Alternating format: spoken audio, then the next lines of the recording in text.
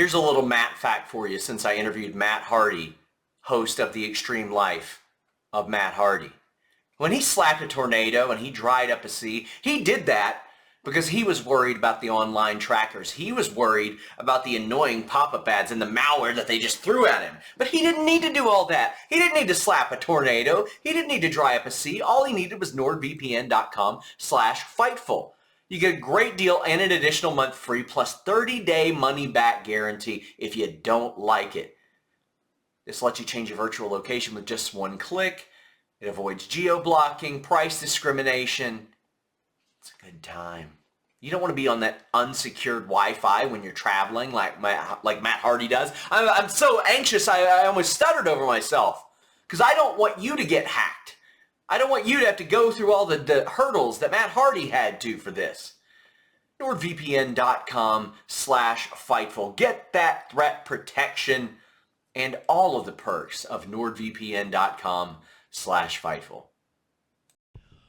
What's up, you guys? Ross Sapp, Fightful, here with a name you know. The last time I talked to you in person on camera was in front of this beautiful skyline in Toronto in 2019, SummerSlam. I mean, things have changed a lot since then. You're in AEW. I don't know if I've interviewed you since you've been in AEW. I don't think you have. I do remember that. It was a beautiful view. It was. Toronto skyline, yeah. It was the Polson Pier is what it was. The Polson Pier. And I talked to you about that stage of your career and your creativity, and that's something people get to hear about every week on your podcast, yes. The Extreme Life of Matt Hardy, which I'm very excited to talk about. What made now the right time to do a podcast? I mean, I think I'm kind of in a transitional period in my career. You know, obviously this year it'll be 30 years I've been taking bumps, and my bump card is pretty full. I probably have multiple bump cards that are pretty full. So it is time, I feel like, to kind of transition into a new area, something that I can do later when I can't take bumps. So I feel like this is a good time. And I'm almost like a modern guy who's still in the mix of it in a main company on a major platform, and I can still revisit the past and talk about the present. So that's actually something I wanted to talk about, was your bump card, because 20 years ago when you and your brother, Edge, Christian, Bubba Ray, Devon are doing these types of matches, I know you heard all the interviews, all the old-timers at the time that are like, they're not going to last, they're not going to last. Now, granted, there were some gaps with Edge and Christian, but if Devon hadn't been forced into retirement, all of you would still be working right now, which... Correct. That's kind of mind-boggling, because everybody swore up and down that your careers would be over within 10 years, much less 20 years. I mean, they told Jeff for years and years and years, like, brother, you're not going to be able to walk when you're 35. You got to slow down. You're not going to be able to walk when you're 35. It's amazing. And, we look at that and, the bases, Devon and Bubba Ray are the closest to not wrestling right now. Devon doesn't wrestle. He's unfortunately had some health issues.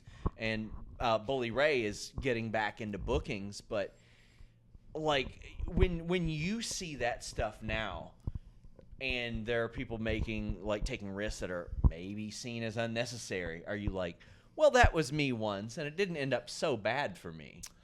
You know, I don't have any hatred or jealousy or envy of them doing that. I am very happy if they do their thing, and I feel like I'd be the biggest hypocrite if I told them they're doing too much and not me. So I'm down with it, and I'm down with the evolution of pro wrestling. You know, as AEW, I feel like it is once again evolving into something different again. If anything, if there's any envy or jealousy within me, it's just that I can't do it all now. Yeah. That would be the only thing. I wish I still could flip out like all these young cats. Yeah. I mentioned the podcast earlier. Would you like to bury Jon Alba? I would love it if you buried Jon Alba. I think that would be great. He's not here, so we can say pretty much whatever we want. His hair's terrible, first off. Well, I mean, we do have a burial site on the Hardy compound. I mean, we could lay him to rest. There you go. Maybe we could dump in the Lake of Reincarnation and see if he comes up with something different first. He needs it. He definitely needs it. But, as we've seen with the podcast so far, you go really in-depth with stuff. I just sat here and watched you all film the last 20 minutes of one. Right. And, the recall is amazing. For every detail, specific movements and body motions and things like that could mean more. Maybe they don't mean anything. Right. Like, I mean, that is so in depth. Is there anything specifically besides the Broken Universe that when the podcast came up, you were like, this is a topic I have to tackle. People need to know more about it. I mean, most anything I've done in my career, I think you can go into depth on it. And I've always enjoyed whenever you hear stories from, a famous singer or a favorite actor, there's always so many behind the scenes deals that are so surprising and unique and different. And you just don't know the circumstances that surrounds everything. And I love being able to, disclose those things and tell people the stories, because a lot of them are really funny. Even the thing like, I mentioned in the final deletion, how literally we sent it into the office to our bosses at the very last second so they couldn't stop it from airing on TV. And I was telling you before we went on the air, like when I would get those TNA screeners, I would have people in WWE hit me up for the Vimeo link. And they would be like, hey, do you have the screener for the show? And I'm like, yeah, I do. And it's probably why they don't hand them out anymore. But like they were so excited to watch it. And you've got a collection of these stories that, like, I mean, obviously, as you mentioned, Chris Jericho is not going to come to me and say, watch that final deletion, loved it. Right. But, like, you've got that experience and those stories that haven't been shared before. Like, the way that you came up in wrestling, how has that changed? Because I remember, like, back in the late 90s, I mean, a lot of that was discouraged outright. Yeah, I mean, in all honesty, too, I mean, wrestling has just changed drastically. When we started in the 90s, it was the Wild Wild West.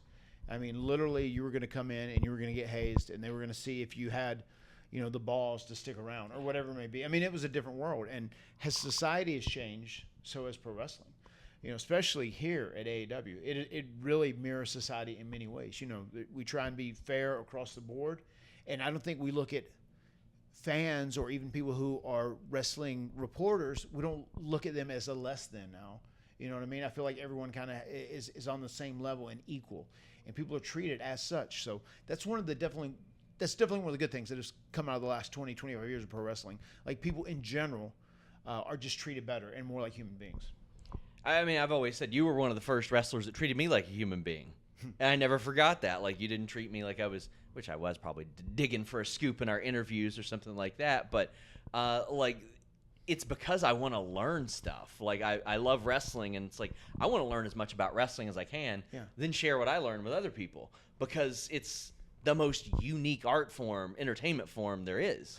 Yeah, I mean, I think it's fun. I mean, I'm sure guys like, the Young Bucks or, even Tony Khan, Kenny Omega, whoever to that degree, I mean, they can interact with whoever that is a wrestling journalist that probably is looking for those scoops. That doesn't mean you have to give them the scoops. Yeah. You know what I mean? You can give them insight into whatever you would like, or, if they have certain questions about certain things, you can give them insight and whatnot. But once again, kayfabe is as real or as not real as you personally make it. I always say nobody owes me information. I owe my readers information.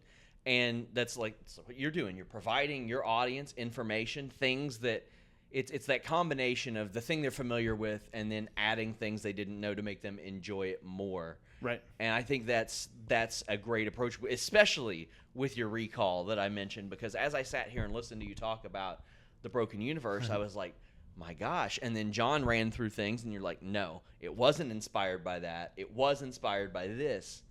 And like the fact that there are so many little things like that keep coming up are pretty amazing. One of my favorite episodes is Big Money Matt. And you talked about the inspiration from the Italian Stallion. Yes. And we had heard about you being booked from the Italian Stallion, but then when you look at the gimmick that you portrayed, it's like, oh my God, of course. Yeah. It fits. So like, and especially the way Private Party were the perfect team to begin that with, because they are legitimate, like, huge Hardy Boys fans. Yeah. Like, they grew up loving us, and to them, it's so cool to get to work with me. So, of course, if I'm going to do something along the lines of an Italian Stallion, I'm going to take advantage of these young, innocent guys and, like, fill my pockets with their money. Were there any, like, specific lines that you remember him saying to you that maybe you echoed to Private Party? I mean, he didn't use the terminology we-fee, but I mean, I remember the very first time that we went up there, we drove like miles away from the arena, and he like literally pulled over the van. He's like, all right, guys, if you want to go to the next town, I'm going to need 66% of your money. That's the booking fee. Yeah. And then it was like, so if you don't give them the money, they just dump you out in the woods and you got to hitchhike 14 hours back home? Is that what happens? You don't get to go again? So I mean, that was like just my inspiration. There was not necessarily a specific phrase. Or once in a while, I think I did call them one time a fruit. That was a big Italian Stallion terminology. He said, "Oh, brother, don't be a fruit." And his guys would say that it was his regulars. I remember I wrestled Crush in an enhancement match back on WCW in 1994, and I flexed. I had a pretty decent set of lats at that time. I'm a young, attractive, cute kid who has a pretty good build, small waist, and I flexed out my lats, and he goes, "Brother, what are you doing?" He said, "You're a fruit. You don't flex in the ring with Crush, brother. Don't be a fruit." Crush. That's where that word really set in for me there. I mean, I remember growing up watching you and Jeff before you got signed, and you all were on TV so much. Yeah. I thought you were signed. Tony Schiavone grew up watching me too. He tells me all the time. Yeah. That's our ongoing joke. Well, I mean, Tony Schiavone, he just needs to grow up. That guy just needs to grow up. But I remember seeing you and Jeff on TV so much that I thought you were signed. At any point, was there like a consideration of doing WCW Extra Work? Yeah, and there actually was, and maybe this is why they told us. They told us like late '96, early '97 that they were interested in doing something with us. Just keep coming, keep doing what you're doing. We're going to start giving you more dark matches. We're going to look at you and evaluate you. And we just kind of thought they were full of shit. And at the end of '97, they did tell us that they planned on signing us. And I want to say there was one moment where one of the agents there said, "Look, guys, just hang in there. They're going to do something with you. I promise. They're going to do something." And they did. They signed us in the beginning of '98. At the same time, ECW was plucking up a lot of up-and-coming people. Had you ever had a conversation with Paul Heyman? Before we signed, we were about to go work with some of the ECW guys. Really? Sandman had an international tour we were going to do, and then we were also going to go have trials for ECW. That is phenomenal. We were close to doing that.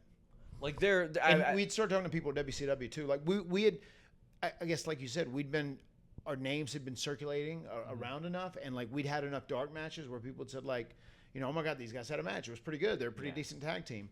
You know, there was starting to be a little bit of buzz about us. You know, so we did have some other options, and fortunately, WWE ended up signing us up. I'm so fascinated by that era of your career because it's such a unique path. Because I've heard you talk about how a lot of people would tell you, "Don't do that. Don't do the enhancement stuff. There's no way to crawl out of it." Yeah. I think you all got out of it okay.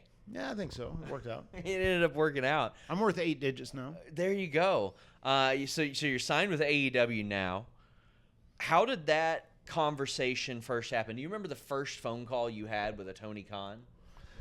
Was it legal? I first interacted. Yes, everything with Tony has been legal. He is. Tony is very much on the up and up, without a doubt. The first people I talked to were the Young Bucks. And like right after my no compete was done, they were at my house and we were shooting an episode of Free the Elite. Oh, that's amazing.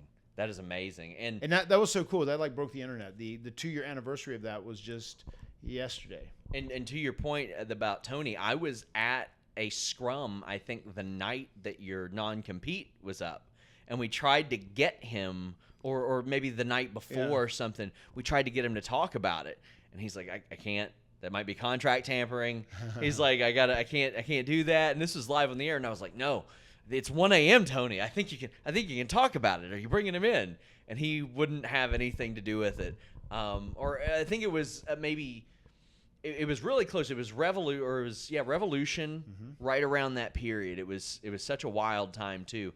And you made your debut in front of no fans. But once you got that AEW audience in, I know they had been peppered in. How did that feel for you? Because obviously you were doing something much different than when you started with AEW. Yeah, I mean, you just a lot of times in pro wrestling, you just have to live with the mentality of like make the most out of whatever you have to work with, and that's what we did. I mean, God bless Tony and AEW. I mean, they survived through a pandemic like that. Yeah, you know, and he went out of his way to be good to all the talent. And pay all the talent. And he didn't release anyone during the pandemic because he really has like strong morals when it comes to stuff like that.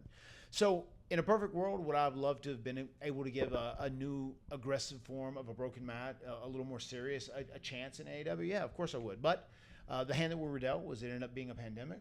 And then we did what we did. And then we made the transition out of it to big money mat. And that ended up working really well.